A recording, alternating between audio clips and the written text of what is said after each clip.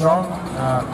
We've had it pulling the long trolley last year around here. I don't know whether they're leaving that alone this year, because if you push that roller really hard, of course you can start getting a few sparks and cinders flying around, which with the current state of the ground is not too good, so we'll leave that alone if we can.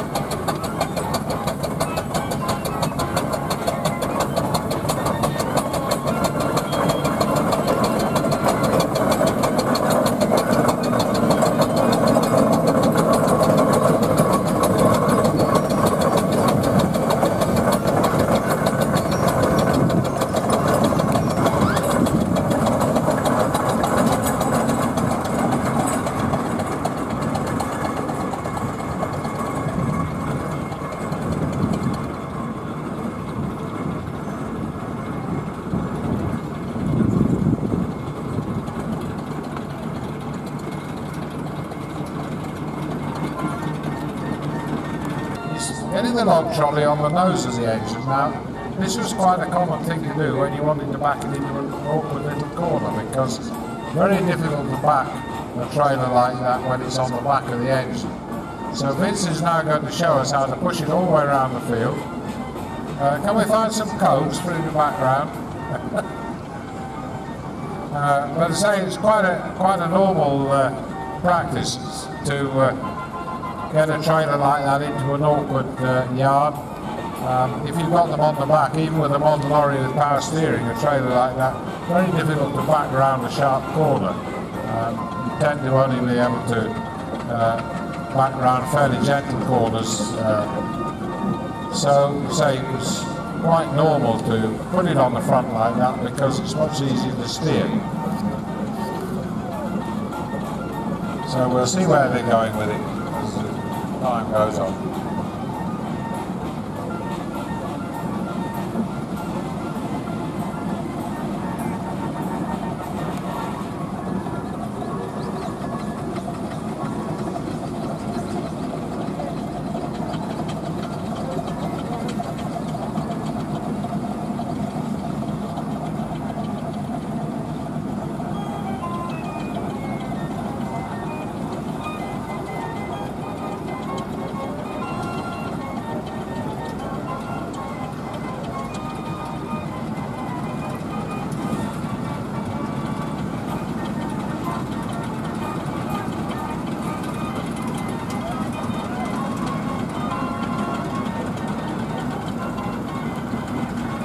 Right, well now you can see the timber trolley. They've got it nicely turned. They're going to try and push it around the ring, I guess. There's a lot of skill involved in doing that. You can only get it at a certain angle, because once you get it on too far, the angle too far, you can't catch it to straighten it up.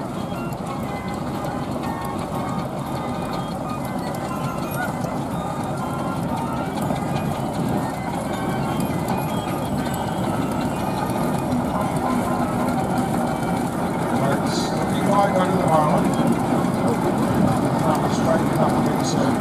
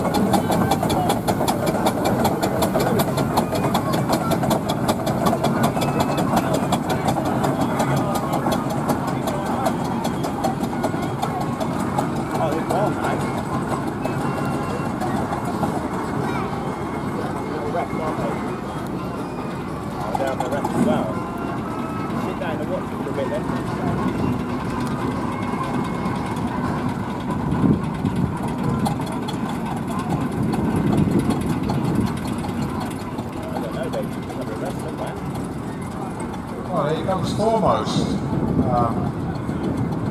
Probably one of the most highly decorated engines on the field, and that is as original. Charles Openshaw, all his contractors in Reading, they built this engine, I think, for putting furniture vans originally.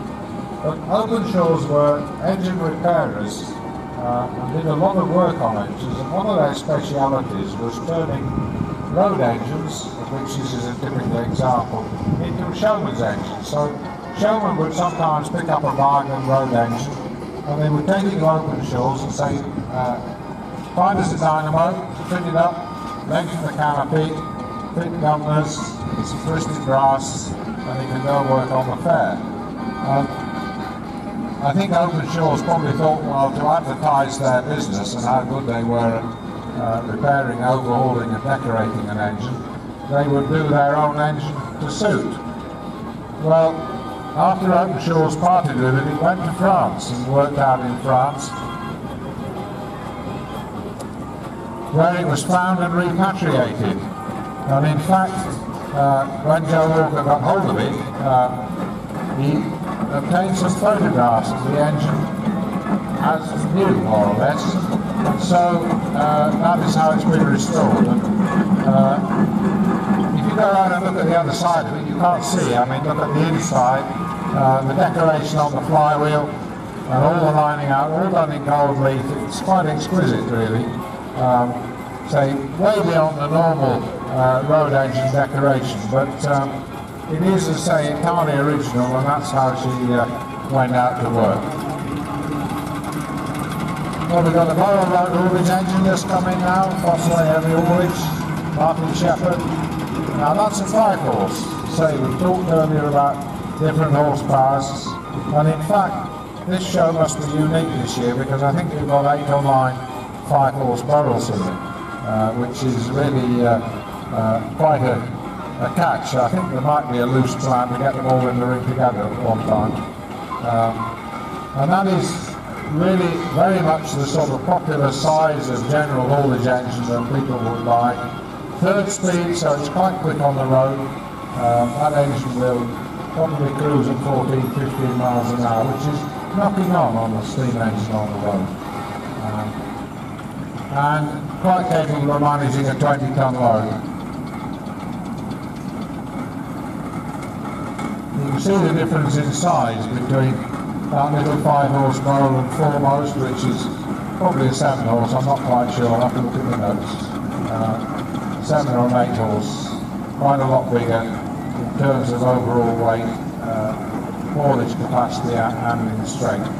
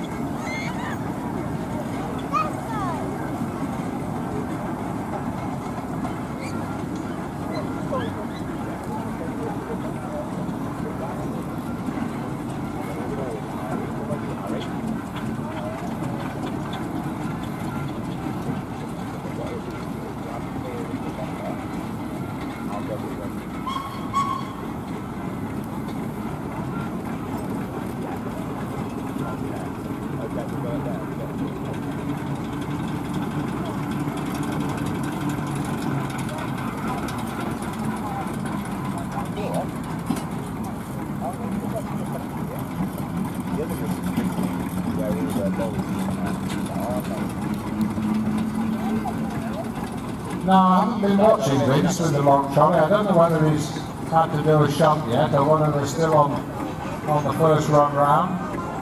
But he's now got up to the top of the ring. They're going nicely. He's just bending over with a firing shunt with everything coal on.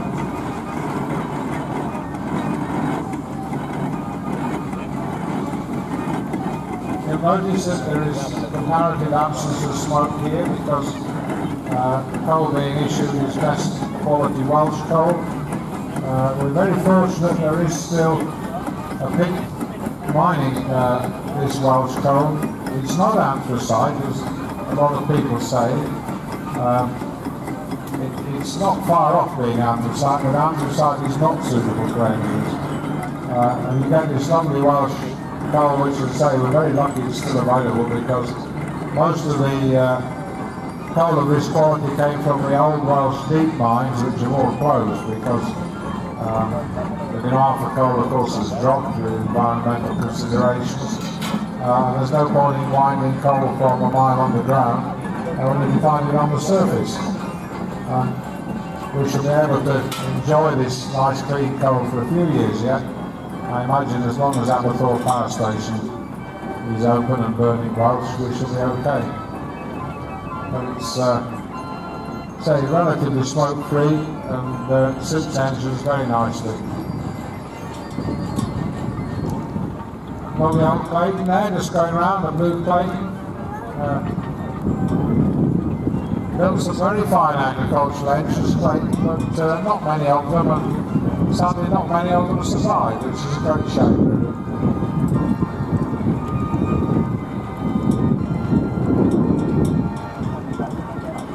The Welsh coal, as I say, is ideal for engines, and indeed the Great Western Railway in its heyday would burn nothing else because a lot of their engines had comparatively small fireboxes and relied on a fire that was being drawn very fiercely to give them the performance. And you can't always do that with rubbishy old soft coal, sort of typical house coal.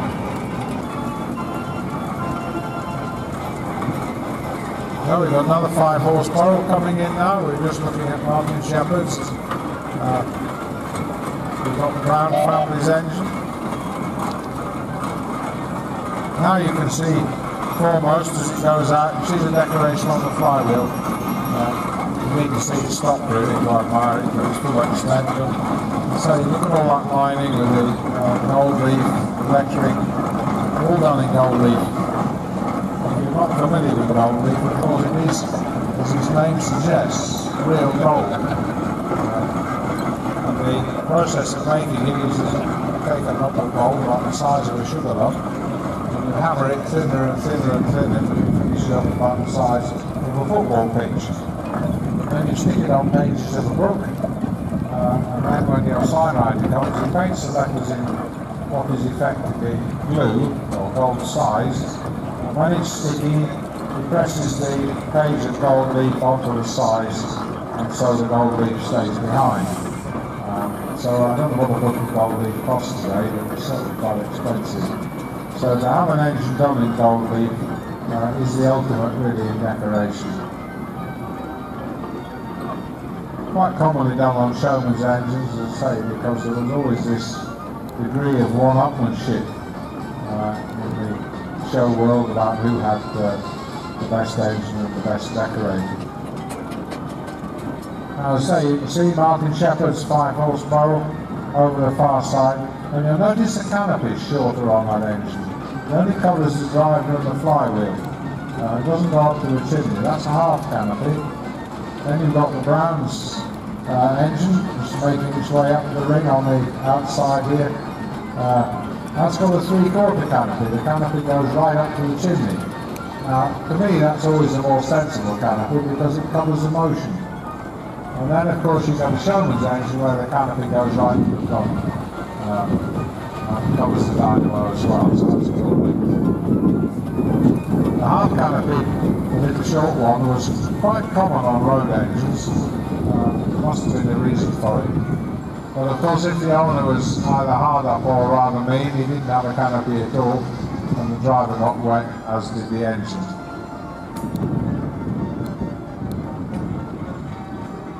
That lovely old Ruston just leaving, Ruston Agricultural there. Beautifully silent in the gears. A lot of these engines have not only had boiler work, of course, they've had major work done on the gearing. I well recall one engine that I helped to restore when we stripped it down. The pinions on the final drive were worn to such an extent that the edge of the tooth of the gear was razor sharp. And they were twisting, the teeth were twisting as they got so thin. So it wouldn't have been very much longer before the gears had failed altogether. But nowadays, getting gears made is not cheap, but comparatively speaking cheap. A pair of gears to put on an engine, say about 12 inches in diameter or 300 millimeters if you're into that stuff, and about 3 inches wide, probably a pair of those cut ready to fit would be somewhere around 1,000 to 1,200 pounds. They would be done in pre-toughened steel, so there's no heat treatment required, and they give very good service. And of course with modern gearing, people opt for modern tooth profiles which are much quieter than the old cast gears that were fitted on engines when they were built at the turn of the century. So you'll notice, as I say, a lot of these engines, Peter Brown's engine just coming around the bottom here, been subject to quite a major rebuild, which a lot of us have followed on Facebook because they kindly put the photographs up as they progress through the various stages of rebuilding, and it's virtually silent in the gearing as it comes around. So you can be sure that's been completely re-geared. On television may have seen the episode where they were helping with the rebuilding of this barrel of David's. They put a rivet in. I think they probably took it out afterwards, but it was over at Colin Hatch's at Wanborough there, just by Swindon, and they came over and did a bit of filming there.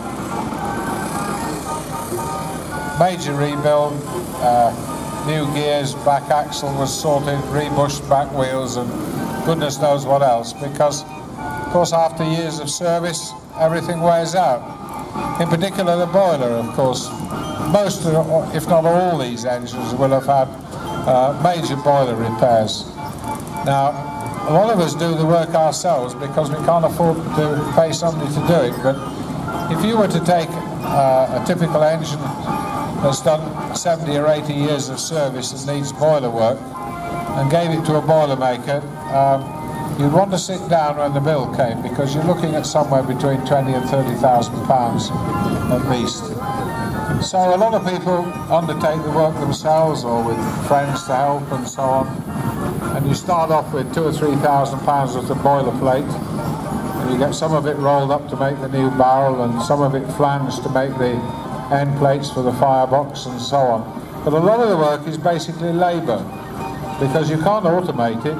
You've got a series of holes to drill, a lot of them fairly inaccessible. The best you can do is use a mag mount drill, and then you've got to tap the holes, then you've got to make the stays and screw the stays in, cut them off the right length, pin them over with a big hammer, and so it goes on, and it's a real labour. We started on our engine in 1993, and we worked on it every weekend for 2 years, including Christmas and Easter, every day we had off, and in 1995 the boiler was complete. So it was 2 years hard work, and it wasn't just my son and I. We actually had quite a lot of input from a good friend of ours who ran a boiler shop of his own, Mendip Steam Restorations, Andrew Melrose, and we actually did the work in his workshop. So quite often the way the workload was that maybe our engine was waiting for the boiler inspector to look at the work, and so we would do some work for him, and it was a scratch each other's back operation. But as I say, it was 2 years hard work, and we had about £1,500 worth of boilerplate that we started with. So that was a complete boiler job. Then it could be used and operated and driven by one man. Over that there had to be a crew of 2. Although the interesting thing about that is that the second man on a bigger engine didn't have to be licensed, and there was no age limit, so it wasn't unusual for a lad of 14 fresh out of school to be up on the footplate as a steersman.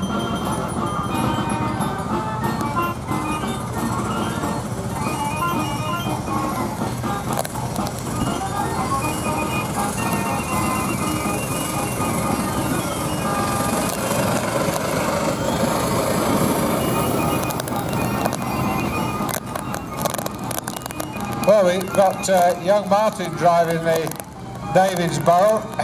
Martin's actually a lifeboatman at Weston-super-Mare, and we're still waiting to find out what happened to the windscreen of the recovery tractor when the lifeboat came ashore. But we weren't able to find out last night, but we'll get to hear the bottom of the story eventually. That's another pint you owe me, David. I've dropped your crew in it for you. Now, Basil's come to join us. You might be wondering why we've got a diesel-powered vehicle in the steam arena, but in fact, of course, it started life as a steam engine. It was 70 years a steam engine. No, it wasn't. A bit less than that. It was built in 1918. It's 100 years old anyway. And by 1952, this engine and its sister engine, Fowler BB1 ploughing engines, the boilers were worn out. So BB's converted them to diesel. And they did the work themselves. You can see up on the top there's a Mercedes 6-cylinder diesel that came over as war reparations in the late 40s. A couple of Fordson radiators on the front, one on top of the other to give it a bit of cooling. And then the expensive bit was the forward and reverse gearbox, because of course on a modern vehicle you only have one reverse gear, whereas on the steam engine you've got the same number of gears in reverse as you have forward. So it was essential to have that, and then it drives through the remainder of the ploughing engine transmission. And it is a very, very effective machine. Not the prettiest engine on the field, but never mind. If you're going to dredge a pond or a lake, Basil's your man, because that engine will work all week on a barrel of diesel, and it will pull really well. We've seen it in action on many occasions and been there knee-deep in mud.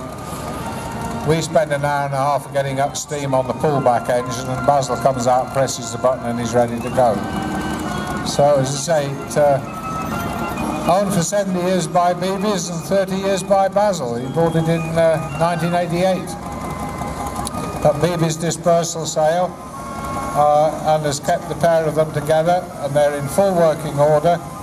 You can have a look underneath. You can see the winch drum there with the nice shiny wire rope on, which is nicely coiled, so obviously it was working not long ago.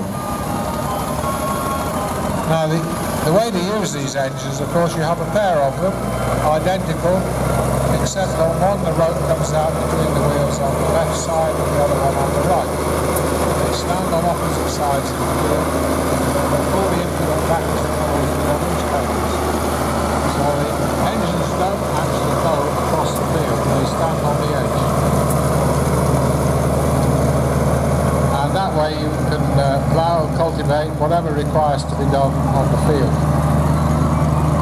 Now, this was the first thing that really took over from the horse in terms of working the fields, and it was a great step forward, because you're limited to what you can do with a pair of horses. A pair of horses will only plough an acre a day, and they can only work to a certain depth. You get a pair of ploughing engines, you can deep cultivate, you can deep plough, you can even mow plough. You can also use them to bring rough land into cultivation. We've got another one that might be in a little while. Went new to the Senna sugar estates in Mozambique. And they had a thing like a giant ship's anchor, which they used to drag across the fields to uproot rocks, hidden trees, tree stumps, whatever. They just poke it out the ground, and then it would all be cleared away by the native labour they had at the time, the ground brought into cultivation.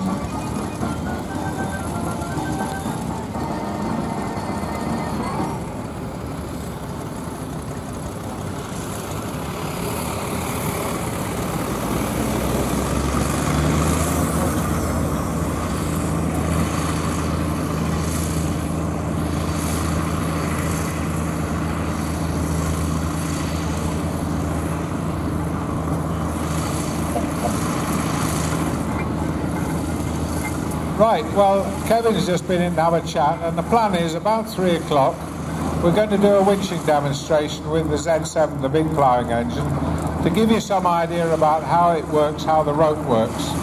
So he's going to come in, and we've got Supreme coming as well, the big Fowler Showman's engine, who's going to be the weight on the end of the winch rope. There's a bit of needle between these two, which I will explain nearer at the time. So that'll be, say, in about half an hour's time. We'll get the big ploughing engine in that stood out off to the right here, and show you roughly how a ploughing engine works.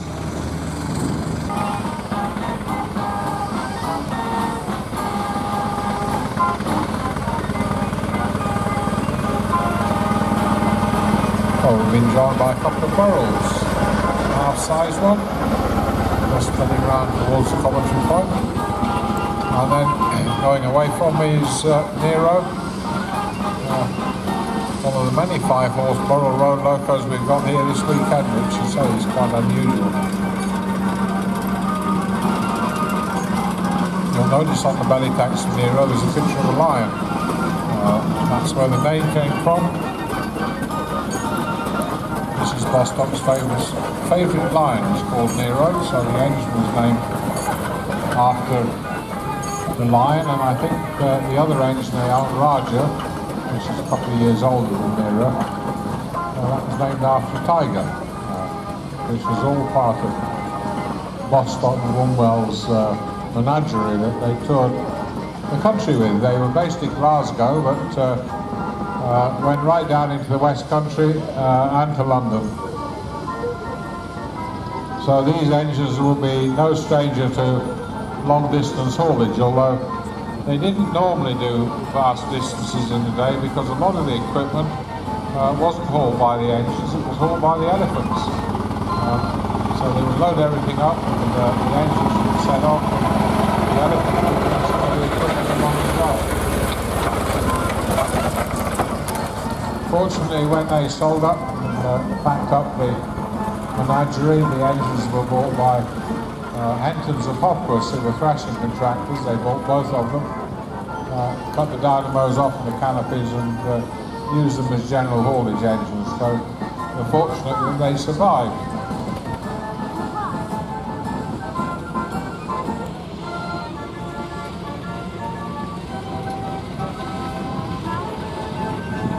The sister engine to that particular one, Raja, was in fact at Welland near Malvern last weekend, and I guess it's probably heading this weekend, heading for Dorset, ready for the big event down there.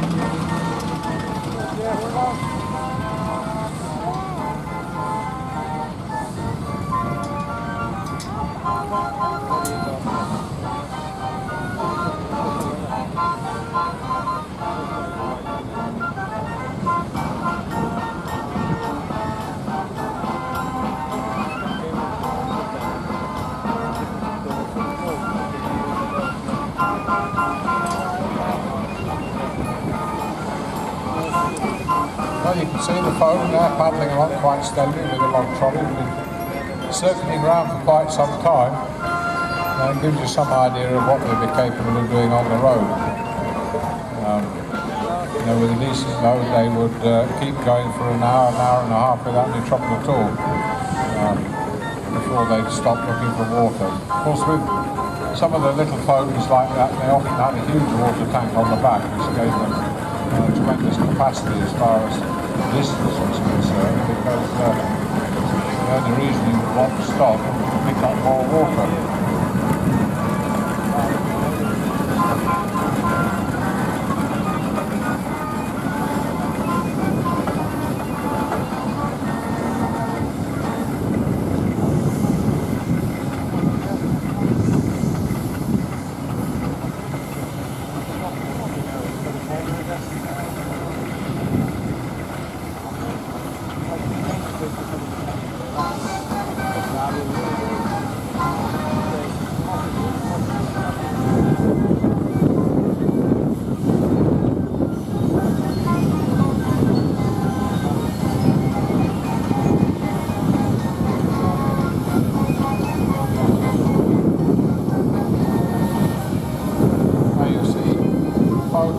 Trolley started blowing off because, having been going around the ring for quite a while, she brought the fire up, quite a good by raising steam, because it's using quite a bit of steam whilst it's going around with that pipe.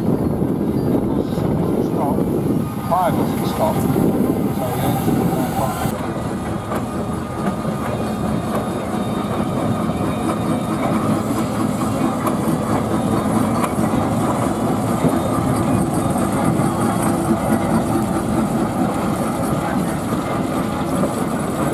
Really stretching out down the back of the ring there. Say a load of logs like that, it'll probably cruise at 30-35 miles an hour quite happily, heading along the main road on good surface. You've got to keep an eye on what you're doing, mind, because it's all very well you can go at that speed, but stopping it becomes more of an issue.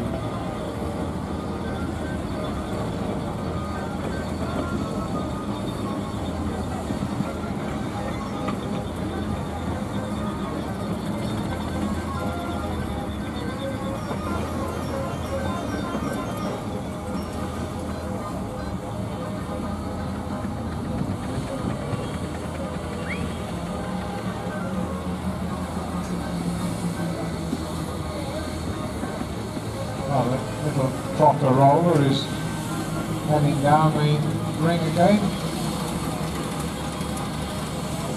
Easily the smallest steam roller that you'll see, about a ton in weight. Paddles along quite nicely. Had a new boiler relatively recently.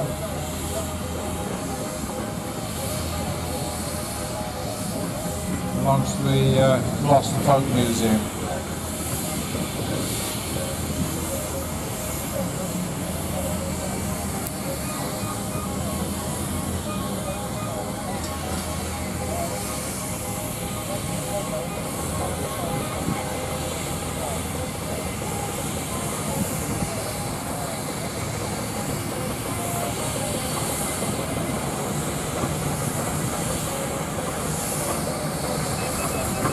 Now the phone is illustrating what I was talking about with fire and water management.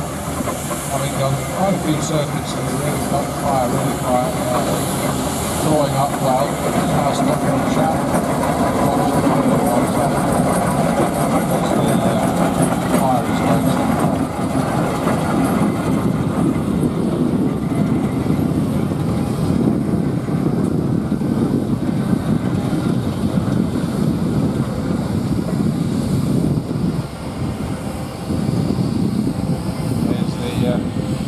Roller snoring towards the engine.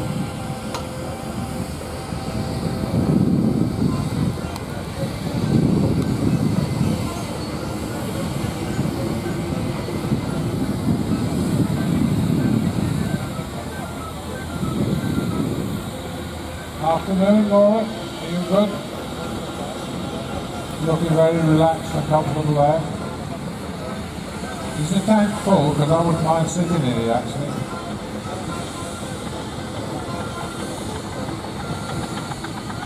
Nice big Marshall agricultural here. Been subject to quite a major rebuild. They bought this engine. Quite a lot was missing actually when they first got it. But after a fair bit of diligent work, it reappeared last year on. I think it might have been here last year actually. First made its reappearance. Had quite a lot of fun with it. They were learning how to manage it with its little idiosyncrasies. Not the easiest engine to drive, a big Marshall agricultural. You have a big square hole in the regulator, which means that when you try to set off gently, they go off with a bit of a bang usually, unless you know them very well. Looks like we're ready for a drink, I think. We're just heading for the water tank.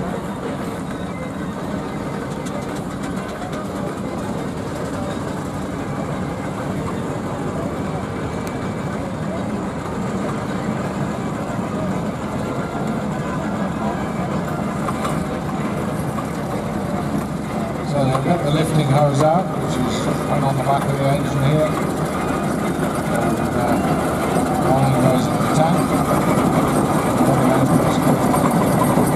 The lifting injector, which I can imagine, which actually creates some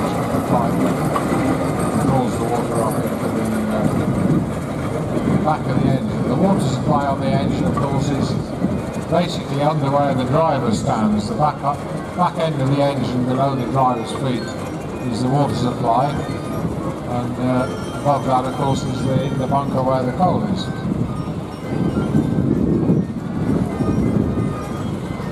Mr. Shackle looking very dashing in his straw hat. That lovely Borough Agricultural Pride of the West. Now, it's interesting that it isn't an agricultural engine, although it's sprung and it has 3 speeds, just like a road loco. If you want to be really devout about it, it is an agricultural and not a road loco. Probably not as quick on the road as a road loco, it's probably geared differently. Has a spoke flywheel, of course, and no motion covers. No belly tanks either.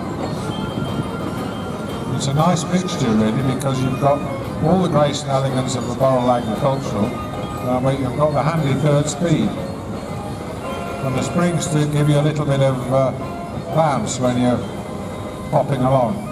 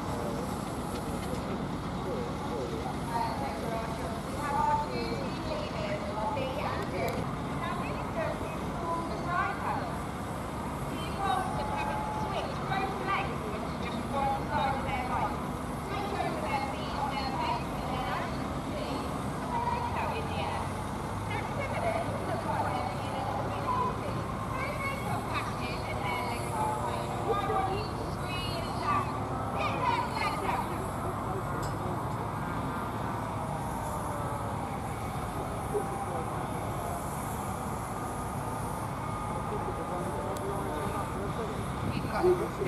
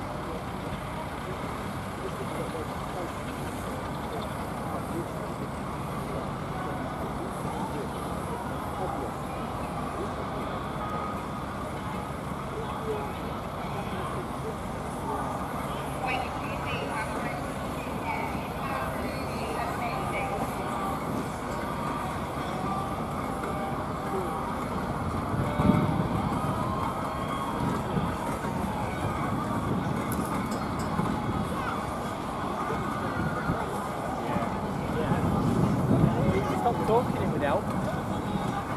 Nice now, it's moist.